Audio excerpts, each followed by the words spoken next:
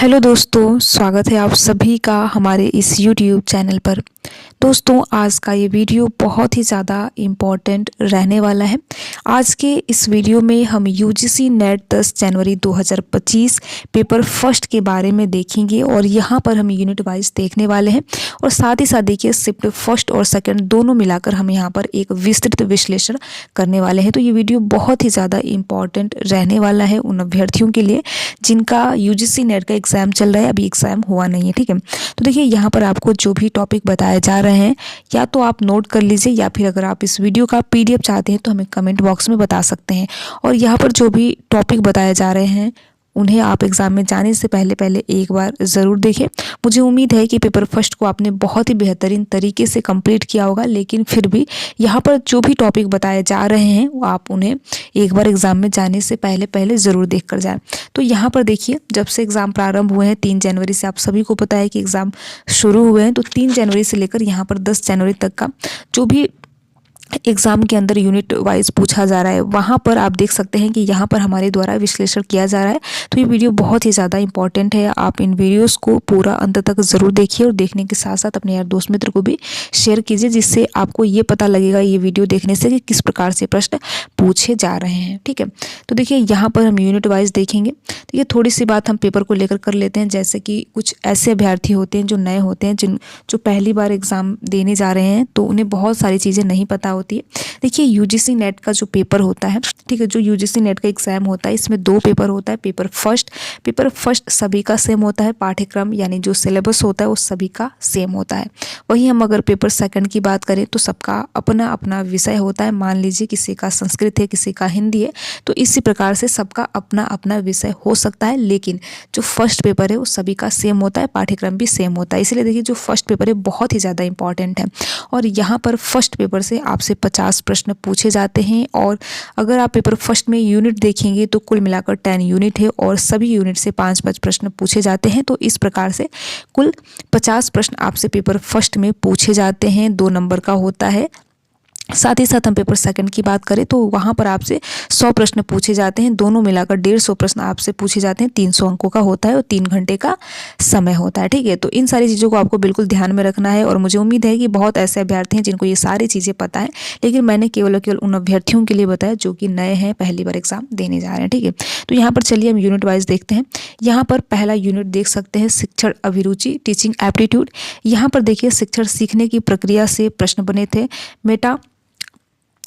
Metacognition से प्रश्न पूछे गए थे, साथ ही साथ सेमांटिक और एपिसोडिक मेमोरी से प्रश्न पूछे गए थे। शिक्षण की जो विधियां हैं, देखिए जो शिक्षण की विधियां हैं ये बार बार एग्जाम में पूछे जा रहे हैं, तो इनको आपको रट लेना है। जो शिक्षण की विधियां हैं जैसे कि व्याख्यान विधि हो गया, सहयोगात्मक विधि हो गया, ये सारी जो विधियां हैं इनको आपको बिल्कुल रट लेना है, क्योंकि देखिए लगभग सारे एग्जाम में यहाँ से प्रश्न जो भी अभी तक एग्जाम यूजीसी नेट का हुआ है सभी से, शिक्षण विधियां से सभी में यहाँ से प्रश्न बने हैं, तो आपको इनको बिल्कुल रट लेना है। ठीक है, इसके बाद देखिए उनके लाभ, उदाहरण, व्याख्यान और संवाद आधारित विधियां जो है इनसे प्रश्न बने हैं। तो देखिए जो शिक्षण की विधियां हैं आपको इनको रट लेना है। ठीक है, हम यहाँ पर अगर विश्लेषण करें, यानी विश्लेषण करने का मतलब ये है कि पेपर किस प्रकार के थे, यानी डिफिकल्टी लेवल क्या था, तो यहाँ पर देख सकते हैं कि प्रश्न आसान थे, साथ ही साथ अधिकांश प्रश्न प्रशिक्षण विधियों और सीखने की मनोवैज्ञानिक आधारित थे। ठीक है, तो इस प्रकार से आपसे यूजीसी नेट में 10 जनवरी का जो एग्जाम हुआ है वहाँ पर प्रश्न पूछे गए थे। और यहाँ पर आप सभी को एक चीज़ ध्यान में रखना है कि ये शिफ्ट फर्स्ट और सेकंड दोनों का मिलाकर यहाँ पर ये सारी चीज़ें चल रही हैं। ठीक है, वहीं हम बात करें, देखिए आप यहाँ पर देख सकते हैं अनुसंधान यानी रिसर्च एप्टीट्यूड। तो देखिए गुणात्मक और मात्रात्मक अनुसंधान से प्रश्न बने थे, साथ ही साथ अनुसंधान के प्रकार जिसमें आधारभूत, अनुप्रयोग, क्रियात्मक, ये जो अनुसंधान के प्रकार हैं यहाँ से प्रश्न बने थे। अनुसंधान नैतिकता से प्रश्न बने थे। पैरामीट्रिक और नॉन पैरामीट्रिक परीक्षण है जो है वहाँ से प्रश्न बने थे। और अगर हम विश्लेषण की बात करें तो देखिए प्रश्न बिल्कुल सीधे तौर पर आपसे पूछे गए थे। अधिकांश प्रश्न जो थे व्याख्यान आधारित और सरल थे। तो इस प्रकार से देखिए जो अनुसंधान के प्रकार है और साथ ही साथ आपको अनुसंधान की जो नैतिकता है उसको भी एक बार एग्जाम में जाने से पहले देख कर जाना है। तो कुल मिलाकर देखिए सीधे तौर पर अभी तक आप देखेंगे सीधे तौर पर आपसे प्रश्न पूछा गया है जो 10 जनवरी का आपका यूजीसी नेट का एग्जाम हुआ है। यहाँ पर हम अगर बात करें तीसरी यूनिट की, तो यहाँ पर देख सकते हैं रीडिंग कम्प्रीहेंशन है, जो कि एक लंबा सा गद्यांश दिया होता है जिसमें 5 प्रश्न पूछे जाते हैं। तो पहले आपको गद्यांश को पढ़ना है, उसके बाद पढ़कर ही जो 5 प्रश्न दिए होते हैं उनका जवाब देना होता है। तो यहाँ पर देख सकते हैं कि विषय यानी जो गद्यांश दिया गया था किस विषय से संबंधित था, तो यहाँ पर आप देख सकते हैं कि पर्यावरण संरक्षण पर आधारित था।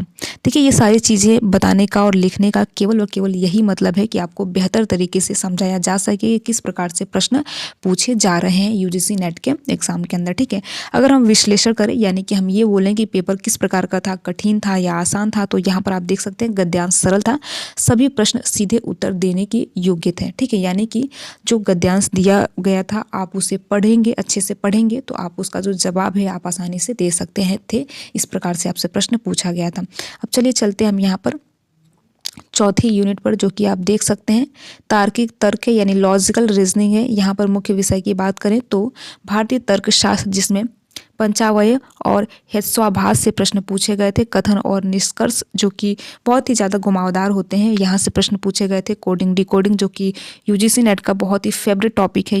कोडिंग डिकोडिंग लगभग सारे जो भी अभी एग्जाम हुए हैं सभी में कोडिंग डिकोडिंग पूछा जा रहा है। वेन आरेख आधारित प्रश्न पूछे गए थे। ठीक है, तो इन सारी चीज़ों को देखिए आपको एग्जाम में जाने से पहले एक बार देख के जाना है। वेन आरेख आधारित प्रश्न पूछे गए थे। अगर हम विश्लेषण करें तो देखिए भारतीय तर्कशास्त्र से जो प्रश्न पूछे गए थे कठिन थे और अन्य प्रश्न जो थे वो आसान और मध्यम वर्ग के थे। ठीक है, तो जो तर्कशास्त्र से प्रश्न पूछे गए थे उनका लेवल थोड़ा सा कठिन था। अब हम चलते हैं 5वें यूनिट पे, जो कि आप देख सकते हैं जो डीआई है यानी डाटा इंटरप्रिटेशन है। तो एक तालिका दी होती है जिसमें अनुपात निकालना होता है, आपको प्रतिशत निकालना होता है और एवरेज। ठीक है, रेशियो, एवरेज और प्रतिशत आपको निकालना होता है। अगर ये तीनों चीज़ें जिन अभ्यर्थियों को अच्छे तरीके से आती है उनका डीआई का एक भी प्रश्न गलत नहीं होगा। तो यहाँ पर आप विश्लेषण में देख सकते हैं कि प्रश्न आसान थे। जो कैलकुलेशन था वो बहुत ही कम समय में था, ऐसा नहीं था कि बहुत ही ज़्यादा बहुत लंबा था कैलकुलेशन, आसान था यहाँ पर आप देख सकते हैं। ठीक है, अब हम छठे यूनिट पे चलते हैं, जो कि आप देख सकते हैं कम्युनिकेशन, संचार या फिर संप्रेषण। तो यहाँ पर समूह संचार के सिद्धांत से प्रश्न पूछा गया था। ग्रेपवाइन संचार से, साथ ही साथ प्रभावी शिक्षण के लिए संचार कौशल से प्रश्न पूछे गए थे। अगर हम विश्लेषण की बात करें, डिफिकल्टी लेवल की बात करें, तो यहाँ पर प्रश्न सीधे और सरल थे। ठीक है, इसी के साथ साथ अब हम चलते हैं 7वें यूनिट पे, जो कि आप देख सकते हैं आईसीटी है। यहाँ पर देखिए कंप्यूटर हार्डवेयर और सॉफ्टवेयर से प्रश्न पूछे गए थे। तो देखिए कंप्यूटर वाला जो पार्ट है इसको आप बहुत ही अच्छे से पढ़ लीजिएगा। साथ ही साथ कंप्यूटर के जो टाइप्स हैं, जो प्रकार हैं, यहाँ पर मिलान करने के लिए भी पूछा जा रहा है। तो आप इन सारी चीज़ों को बिल्कुल एक बार एग्जाम में जाने से पहले देख कर जाइए। रैम, रोम और सीपीयू का देखिए फुल फॉर्म पूछा जा रहा है।